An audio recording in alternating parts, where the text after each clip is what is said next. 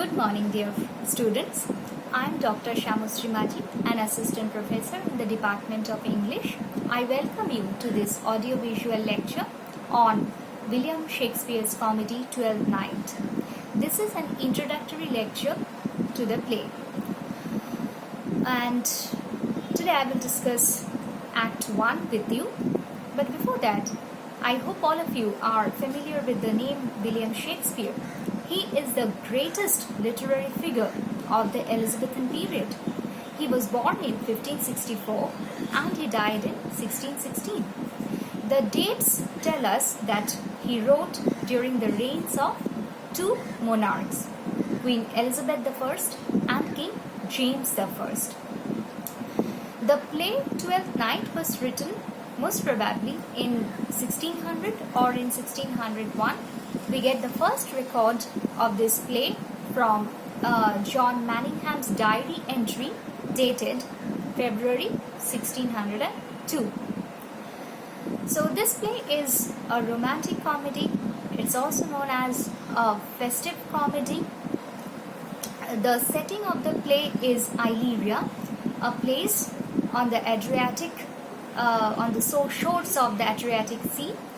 So the setting of the play is Illyria, a place on the shores of the Adriatic Sea. The play opens with the lovesickness of Duke Orsino, who rules Illyria, and Orsino is lovesick for Olivia, a countess. Unfortunately, Olivia does not love him, and in the due course of the play you will see that the love story moves in another direction, and it will end with Olivia getting married to a person called Sebastian, and the Duke announcing his marriage with Viola, the protagonist female character of this play. So the first act not only introduces us to almost all the characters of the play, but also tells us that this is a play on mistaken identity, which results from Viola taking the disguise of a man. Before I proceed further, let me tell you that the plot of this play was borrowed from an Italian play called Gil Ingenati, or The Deceived, and also from Barnaby Rich's story Apollonius and Scylla. So the plot of this comedy was borrowed from an Italian play Gil Ingenati, or The Deceived, and also from Barnaby Rich's story Apollonius and Scylla. So what happens that if you refer to Act 1 Scene 2, you can find that Viola conceals her identity in order to protect her honor in an unknown place. She has come to Illyria not willingly. She has reached Illyria due to a shipwreck. She was traveling with her brother Sebastian on a ship, and all of a sudden there was a tempest, there was shipwreck. As a result of this, the siblings were separated, and Viola reaches Illyria due to the shipwreck. She was saved by a captain of a ship, and she conceals her identity in order to protect her honor in an unknown place. In the following scenes, you will see that she takes up the job of a page boy under Duke Orsino and gradually becomes his confidant. Obeying the order of the Duke, she goes to Olivia's house to convey his message of love to her. During this proxy courtship, Olivia feels romantically attracted towards Viola without knowing her real identity. On the other hand, Viola falls in love with the Duke but refrains from expressing her feelings to him due to her disguise. Please please refer to Act 1, Scene 4. At the end of this scene, my dear students, you will see that Viola tells Orsino, I quote, "I'll do my best to woo your lady," unquote. However, in the aside, that means when the Duke is not listening to her, in the aside, she confirms that, quote, "Yet a barful strife, whoever I woo, myself would be his wife," end quote. So my dear students, you can see that Viola is in love with the Duke, but due to her disguise of a page boy, she cannot express her feelings to him directly. Another problem is there that he is in love with Olivia, and that's again a reason why Viola is not able to express her feelings to him directly. So disguise. Okay, disguise of a woman dressing up as a man. This particular thing is referred to as cross-dressing. My dear students, cross-dressing was an important feature of Shakespearean comedy. You know, it was used as an effective dramatic strategy for creating illusion through disguise on Elizabethan stage. So this was about the main plot. Duke Orsino, Olivia, Viola.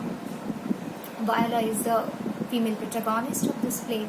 So Duke Orsino, Viola, Olivia, Sebastian. These are the main characters. And they make up the main plot of this play. Twelfth Night has also got a subplot, and the subplot is constituted of Sir Toby Belch and his associates such as Sir Andrew Aguchi, Maria, the waiting woman of Olivia, and Fabian. Sir Toby and his group are revelers for whom cakes and ale, that is merriment, is the most important thing in life. They represent the festive spirit of the play. I will discuss more about them in my lecture on Twelfth Night as a festive comedy. This act also introduces us to the clown, who is very witty and can play very well with language. Please refer to Act 1, Scene 5 for observing the witty dialogues of the clown. Please open your textbooks, my dear students, and mark the following lines from Scene 5.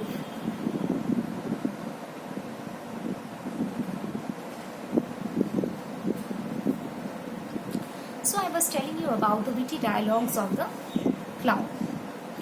The name of the clown is Festive. He has been absent for a long time from Olivia's household. He is a fool. And he is working under Olivia. So he has been absent for a long time from her household, and this is considered as an offense. When he comes back, Maria, the waiting woman of Olivia, tells him, "My lady will hang thee for thy absence." In response to her threat, in response to Maria's threat, the clown says, quote, "He that is well hanged in this world needs to fear no colors," unquote. Later, he also says that many a good hanging prevents a bad marriage. And again later, he says, "Better a witty fool than a foolish wit." In this scene, my dear students, you will see that the fool is able to outwit the other characters who who converse with him, who interact with him. He is very witty and he can play very well with the language. Malvolio. We are also introduced to Malvolio, Olivia's steward, in this play, and we can see that Malvolio does not like the fool at all. So please try to find out this particular line. I quote, "Oh, you are sick of self-love, Malvolio, and taste with a distempered appetite. To be generous, guiltless, and of free disposition is to take those things for bird bolts that you deem cannon bullets." Unquote. My dear students, Olivia tells this to Malvolio when he entreats her to dismiss the clown. You need to think about the role and the character of Malvolio from this scene. He humiliates the clown and opposes the festive mood of Sir Toby. He is a strict person who prefers seriousness to merriment. In the next act, you will see that he is a connecting factor between the main plot and the subplot. That's all for today, my dear students. I will discuss Act 2 and Act 3 in my next lecture. Thank you.